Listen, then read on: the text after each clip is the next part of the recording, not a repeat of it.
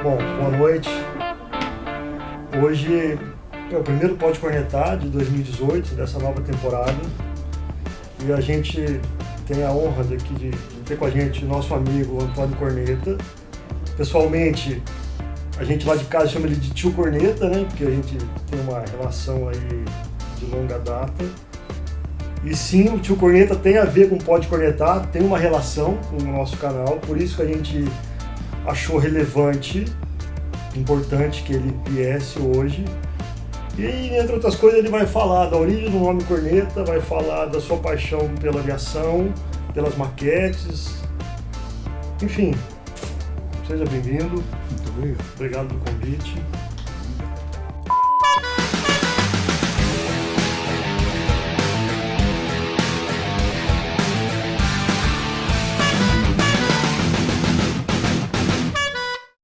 Mas enfim, eu queria que você falasse pra gente a origem do nome Corneta. Para explicar isso mais completamente, a família tem até suspeita que isso seja um nome derivado de algum antepassado que era judeu. Porque os judeus não tinham sobrenome próprio. Eles tinham que, a cada país que eles iam, eles tinham que se... Eu estou falando isso do meu tataravô, bisavô do meu tataravô, por aí. Então, eles devem ter chegado em algum lugar, eles podem ter chegado em dois lugares. Um lá de onde meu avô saiu, que Sim. é o porto de Rovigo. Aliás, desculpa, o lugar Rovigo, eu não tenho certeza se ele já é um porto ou se ele é perto de um porto do Mar Adriático. E lá tem um campo lá onde se cria muito bode. E o chifre do bode é chamado corneto. Essa é uma teoria. Essa é uma versão. É uma versão. A segunda é uma flor, que eles chamam de Fiore corneta, que é amarela, riscada de vermelho, e que dá num dos campos dele. Como, se a teoria estiver certa, como o judeu não tinha sobrenome, porque eles eram da casa desse, da casa daquele, da família tal, eles tinham que arrumar um nome para se encaixar juridicamente ali no país. Então alguém escolheu o corneta. Agora, o que não tem nada a ver é com a corneta que nós escutamos aí fora. Bom, conta pra gente um pouco aí da sua... Como surgiu da sua experiência com a aviação e essa sua paixão pelas maquetes? O interesse pela aviação surgiu quando eu era pequeno. Não cresci muito de lá para cá, mas eu era criança. Porque eu nasci numa cidade que fica, acho que uns 40 quilômetros da Dumont, Certo. que é o município da Dumont, que é a terra onde vivia Santos Dumont.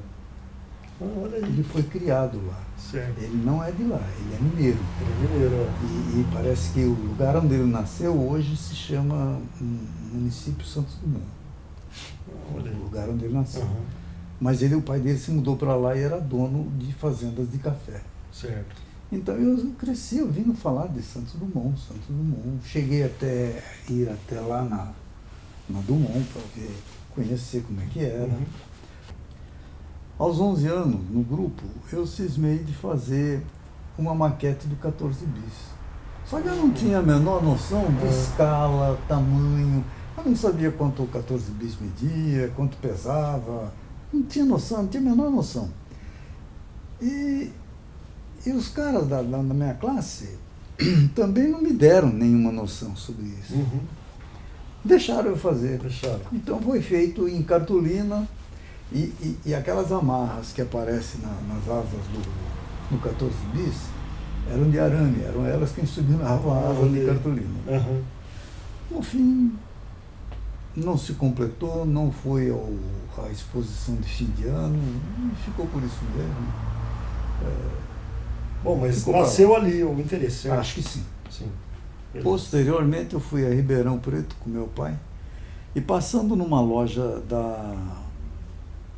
da VASP, eu vi uma maquete de um DC-3. Essa maquete me deixou apaixonado. Eu aborreci tanto meu pai que em 50 metros eu consegui fazer ele voltar e perguntar se a loja queria vender um modelo. Olha aí. Ele falou, não, isso é para propaganda. Esse aí tá não. certo. Então ficou, um dia eu vou fazer.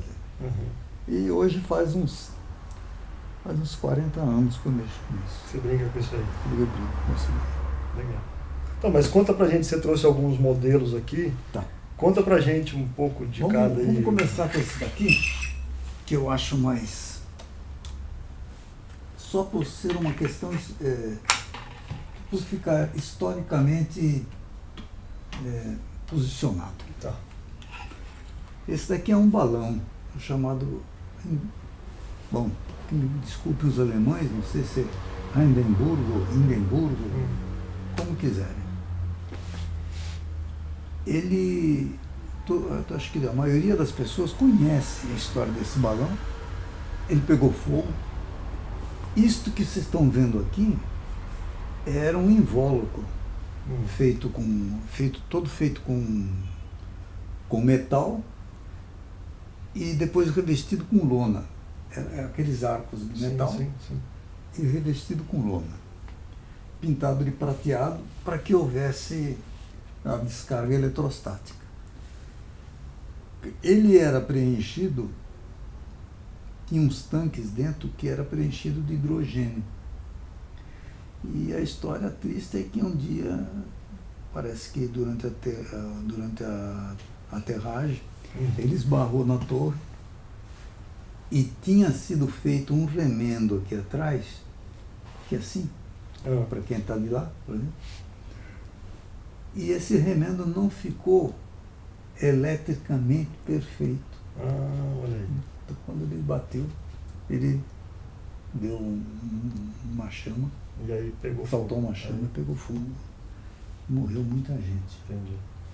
Só para ter uma noção, quem está vendo em casa, este balão mede, essa maquete mede 1:720. Ou seja, quiser saber um modelo, a gente teria que pegar esse comprimento e multiplicar por 720. Vai dar uns 200 e tantos metros de comprimento. Então, esse é o primeiro. Legal. Agora vamos ao segundo. Esse daqui foi o primeiro avião a tentar realizar o sonho do homem a longas distâncias. Ele foi construído no Lago Constanza, na Itália. O nome dele é Dornier X.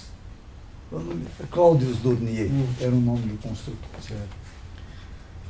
Ele tem 240 metros quadrados de asa, 12 motores, e assim, ainda assim, tinha dificuldade. Ainda tinha dificuldade. Ele saiu de lá para fazer uma viagem, era Constança, o lago, ia pousando ali nas praias, nas cidades praianas do norte da Europa, norte e nordeste, né? Nordeste. E depois ele ia atravessar o Atlântico e vir até o Rio de Janeiro. E depois para Nova York. Os problemas foram tanto que essa viagem durou uma gestação. Nossa. 9 meses. 9 meses. Mas o tempo estimado era menor, Sim, bem menor. muito menor. Isso aí eu não sei te dizer quanto voava, mas se esse balão fazia 110 km por hora, aquilo ali devia sair um pouco mais, né? Sim. Em 12 motores. Sim. E acabou. Mas ele completou esse percurso. Sim, completou. Tanto que a gente sabe que foram 9 meses de sofrimento, né, com ele. Porque ele devia apresentar muita encrenca, né? Uma coisa que nada recomendável para hoje. Todo o interior dele, para economizar peso, era feito de vime. Esse tipo de bambuzinho fininho que... Altamente inflamável, né? Altamente, aquilo pega fogo, é uma maravilha, né? Pouco é uma maravilha. Então você vê as dificuldades que foram o começo. Mas era tudo descoberta, né? Hoje você tem ensaio de Naquela época não inflamabilidade, que não deixa usar e tal, mas é o primeiro que acho que o material que eles tinham na mão, né, para fazer. A ideia era a seguinte: vamos pôr coisa lá dentro que pese o menos possível. Puseram o Vimy. O material composto estava longe ainda. Estava muito longe. Estava muito longe. Agora, felizmente, chegou. Está aí hoje. E por último eu trouxe o nosso amigo aí, que é amplamente conhecido de todos os brasileiros, porque ele voou, vou chutar, muito mais de 30 anos na ponte aérea Rio-São Paulo. É o Eletra. Esse avião nasceu para competir com os jatos que estavam nascendo naquela época. Que iam voar acima de 800 por hora. Então ele nasceu para voar a 705 km por hora. Mas teve algum problema aí que depois eles tiveram que reduzir a velocidade. E quando ele veio para Varig, parece que ele passou para 550. Nossa. Mera questão de segurança. Porque depois da correção não teve mais problema. Entendi. Mas a Varig baixou para 550. E não é que era recomendado ao piloto. Era lacrado, em 550. Tanto que ele voou todo esse tempo aqui e a gente nunca teve problema. E era um avião para quantos passageiros? Acho que 89. 89. Corneta, depois de prontas as maquetes, elas ficam lá na prateleira, ficam em exposição, o que você faz com elas? Elas ficam lá em exposição. Se quiser ir lá agora olhar, tá tudo lá. Tudo lá na sua casa. Tem mais, tem muito mais, tem muitas melhores do que essas. E tem outras que ficam devendo a essas aqui, porque foram as primeiras. Certo. Mas depois de algum tempo eu vi que eu poderia fazer um outro serviço. E eu comecei a fazer fotomontagem dela. Olha aí, que legal. Então, o problema consiste em fotografar. Você imagina uma paisagem, ou você está ali passeando na internet, acha uma paisagem, dá um print screen ali. Um Ctrl+C ali.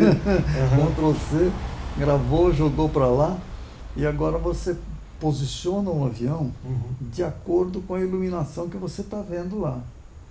Nem sempre fica perfeito, porque tem ocasiões, principalmente quando o sol está de frente para o avião, eu teria que escurecer muito mais o avião atrás. Sim. Mas isso é bem difícil de fazer, escurecer o avião atrás. E aí eu fotografo ela já mais ou menos de acordo, recorto e ponho lá. E aí tem detalhes como, se ele está com os trens para baixo, você tem que cortar os trens fora. Tem que recolher os trens, né? Recolher os trens, retocar toda a fuselagem ali, para parecer que está fechado. E tem que dar uma sensação de giro nas hélices. Olha aí. E acrescenta as luzes de navegação, vermelha aqui na esquerda, verde na direita, vermelha aqui, embaixo. E em alguns casos tem uma luz branca também atrás, aqui na ponta, na extremidade.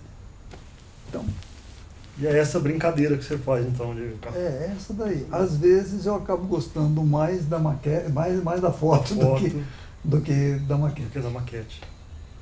Muito bom, beleza. Bom, e a gente nunca conversou sobre isso, outro dia você brincou comigo, eu quero uma camiseta e tal. Essa camiseta é presente, tá? Muito obrigado.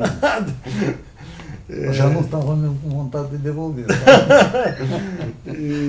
E até a Alice falou assim, pai, mas o tio Corneta é o mesmo nome do seu canal, pode cornetar. Eu falei, Alice, mas é por causa dele. Aí, outro dia eu expliquei para ela. E como que você, eu não tinha pensado nisso, mas é uma boa pergunta, como é que você se sente, assim, de repente, uma inspiração para um canal, é uma homenagem para você, né? Acabou homenageando. Eu fico feliz. Feliz. Eu lembro que isso daí nasceu de um bate-papo lá na cozinha Lá na casa Da da sua minha mãe. Nasceu, né? Então, foi lá durante um cafezinho, né? Ela deixou nós tomando um café e nós falando bobagem. Chegamos nisso. E o projeto, assim, já não é um projeto, já não é um projeto na minha cabeça, é um projeto que é um trabalho que está de Já pé. está andando. A gente vai para a segunda temporada. Inclusive hoje, um trabalho mais. Hoje, inclusivamente, a primeira que a gente está com o pessoal daqui da Folha Filmes, que é um trabalho mais profissional, né? A gente conseguiu chegar nesse patamar. A gente está aqui aproveitando para agradecer os nossos parceiros, né? A Luciana Watanabe, ela está fazendo a parte de foto, então vai ter uma foto para divulgação e tal. A Ana Lu, mais uma vez, prestou o espaço aqui da literacia. Muito obrigado a ela. Então, e agradecer também Geração Estúdio, o Estúdio MR, né, Salão de Beleza Feminina, Delícias da Carol, que estão apostando nesse trabalho com a gente e acreditando nesse trabalho. E o pessoal que pergunta, os seguidores, enfim. E eu fico feliz já de ser um trabalho que já está andando, né? Já, assim, não tem como voltar atrás mais. Eu fiquei muito feliz de ter aceito o convite. Muito obrigado.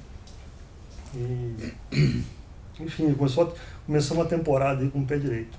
Fiquei muito feliz.